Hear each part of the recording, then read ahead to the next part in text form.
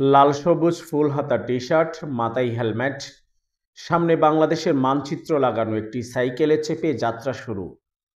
৬ দিন পেরিয়ে এলেন ১,১০০ কিলোমিটার পথ। নাম তার মোহাম্মদ আসিফ আকবর। বয়স মাত্র ২৪।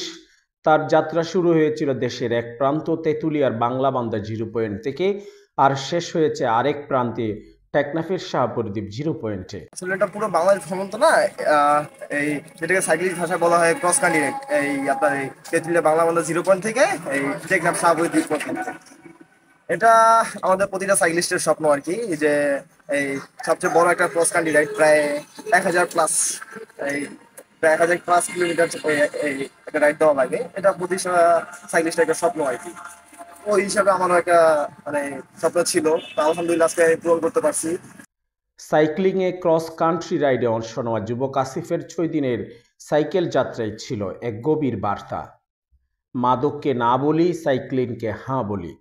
মাদকের নেতিবাচক প্রভাব নিয়ে জনসচেতনতা তৈরি করাই ছিল তার লক্ষ্য।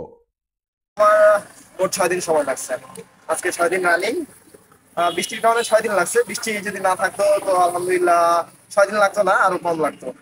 মানুষের যথেষ্ট পরিমাণ ভাই ভালোবাসা পাইছি, যথেষ্ট পরিমাণ হেল্প পাইছি আমি। এদিক দিয়ে খুব খুশি। আমার এই রাইডে একটা বার্তা ছিল, যেটা হচ্ছে মাদককে না বলুন, সাইকেলিংকে হ্যাঁ বলুন। ষষ্ঠ দিনে টেকনাফ জিরো পয়েন্টে এসে আসিফের চোখে ধরা পড়ে ক্লান্তি নয়, বরং স্বপ্ন সফল করার আনন্দ।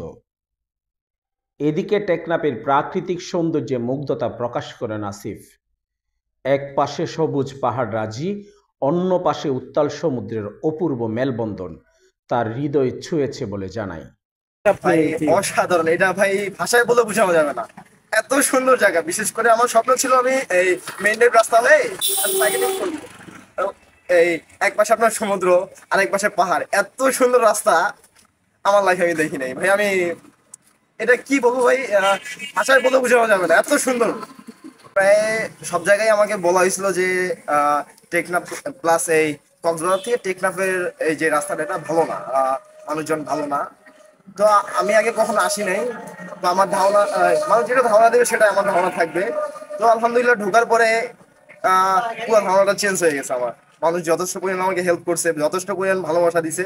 যার যতটুকু সাধ্য ছিল সে আমার জন্য ততটুকু করছে। আলহামদুলিল্লাহ আমি খুব খুশি ভাই। নিউজ ডেস্ক, রূপান্তর।